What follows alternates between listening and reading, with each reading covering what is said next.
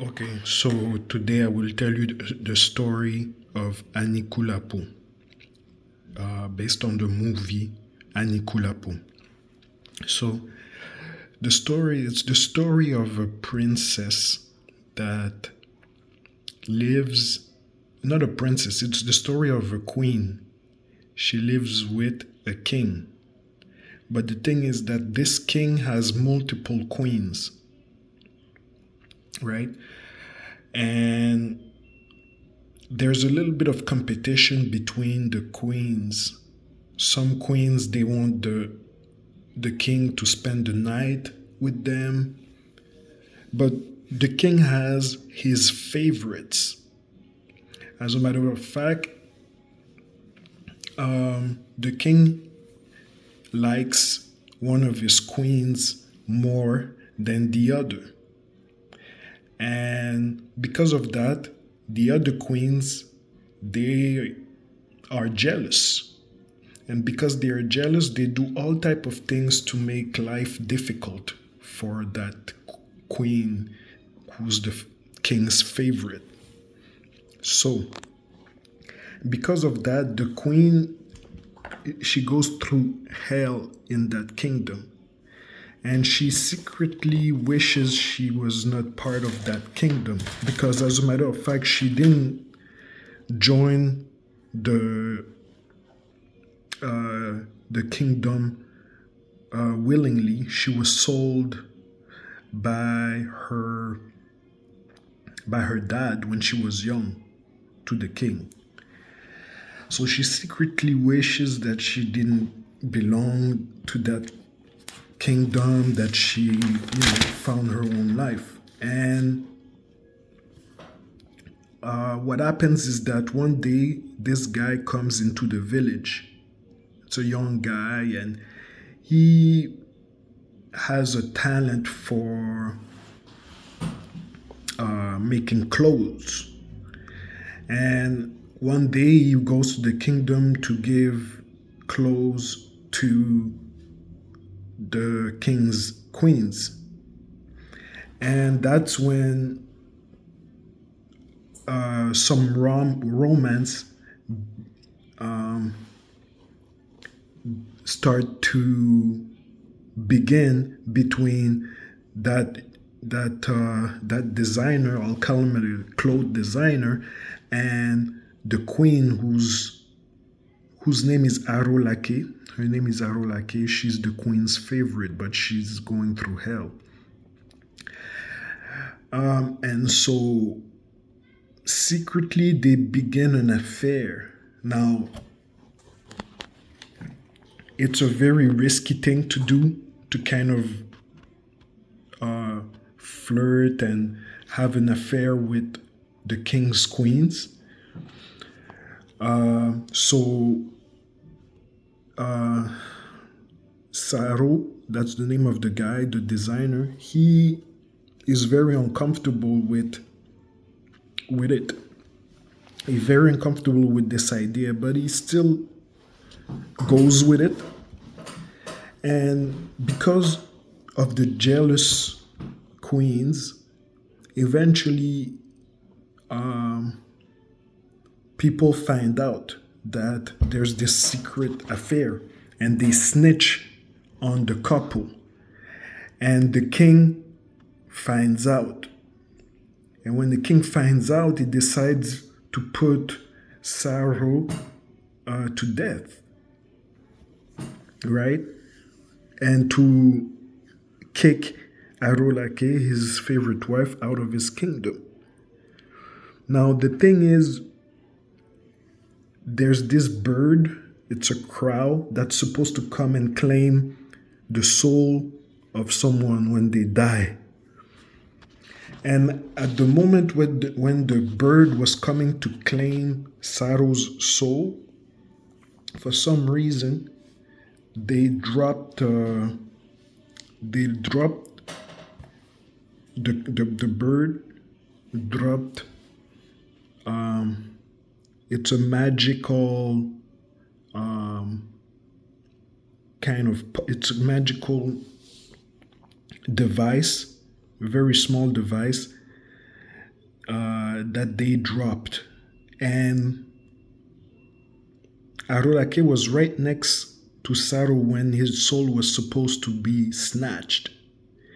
And she chased the bird away and she picked up the magical device that the bird had dropped. As it turned out, so because of that, Saru didn't die, right? Because the bird didn't manage to catch his soul. And now, when he wakes up, Arulake is next to him and she tells him, hey, by the way, you escaped death. I saved you. I kicked the bird away that was supposed to take your soul. And guess what? On top of that, I got the magical device that the bird left behind. And with this magical device, we can resuscitate people. And so they fled the village. They walked and walked and they stumbled upon another village. And in that new village, someone had died. And they figured this would be the perfect opportunity to test the magical device. And they tested it. And sure enough, they managed to resuscitate the deceased person. So everybody in that village was really very grateful. They really showed their appreciation. And when the couple realized that they had this gift of resuscitating people, that's when they realized that they would be rich. So they went from place to place and they started saving people's life. And in exchange, people were giving them gifts and they were living a very good life until so much so that one day they managed to even have a servant. She was working for them at home. But I want to also quickly mention, even though the queen was Arulake, she was the king's favorite back in the days, she never managed to make any children for the king. And now that she was with Saru, beginning a new life in another village, he wanted to have babies with her, but for some reason she could never fall pregnant. Now, as I was saying, they had money, so now they had a servant, right? A female servant. And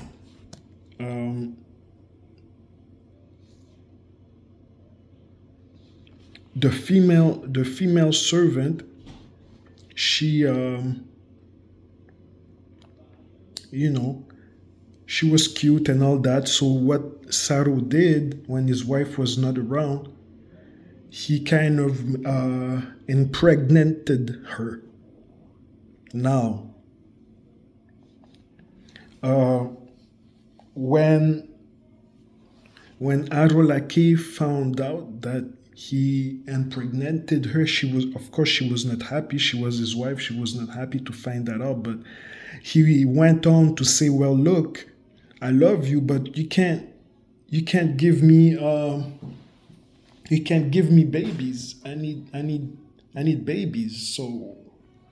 So because Arulake knew he was right about that, she kind of agreed to stay with Saru as his wife, even though he was now gonna have a second wife. And that second wife was gonna be the mother of Saru's first child. So the thing now is that this new wife, she started treating Arulake the same way the other queens used to treat Arulake back when she was with the king that kicked her out. they had this attitude like, oh, you can't even have babies. He doesn't really like you like he likes me. You're useless. All these type of things that a competing wife might say to the other wife. And Arulake was really not happy about that because, well, that's what she was going through in her old life. And in his new life, she was kind of the reason why Saru was so successful and so rich. But even though still she said nothing, she kind of accepted her fate. But the thing is that Saru became more and more arrogant to the point where he knew he had this power to resuscitate people, so he was becoming greedy. He wanted more and more. And so one day, the king's son in the new village, there's another king, and the king's son ended up dying. And so everybody ran to Saro's place and they were like, please come and resuscitate the king's son. And here's Saro, very confident, very arrogant. He goes there and he talks to the king and he says, well, I can do it, but it's going to cost you. And the king is like, what is it going to cost me?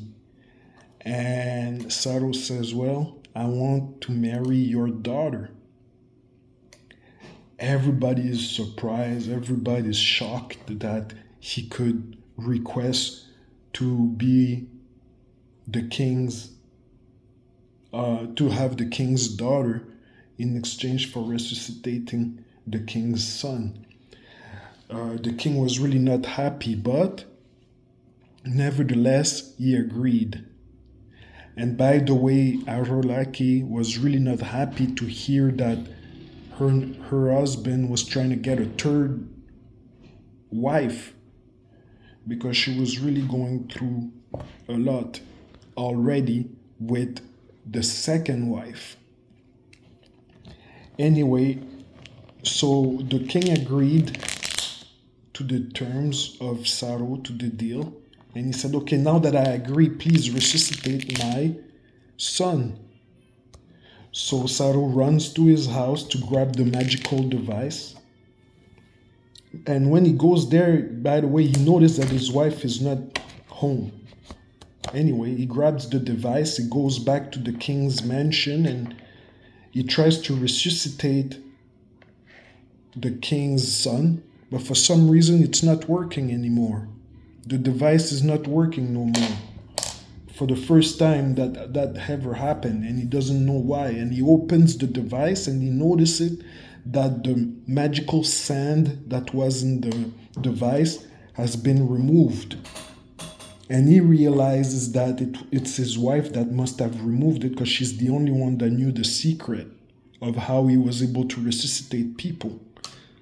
And he realized, and then we see that indeed it's Arolake that emptied the device of its magical power. And she did that because she didn't want Saro to have a third wife and to go through everything she had been going through. And because Saro is not able to resuscitate the king's son, the king is angry and obfuscated by the fact that Saro wanted his daughter, and he can't even resuscitate his son. So they end up deciding to kill him. And put your comments, what you think about the decision from Arolake to do this to Saro, knowing that she could potentially have killed him by playing with the magical device, because that ending is a ending that I personally find worth commenting on. I would like to hear your thoughts. Okay, thank you. That was a great movie.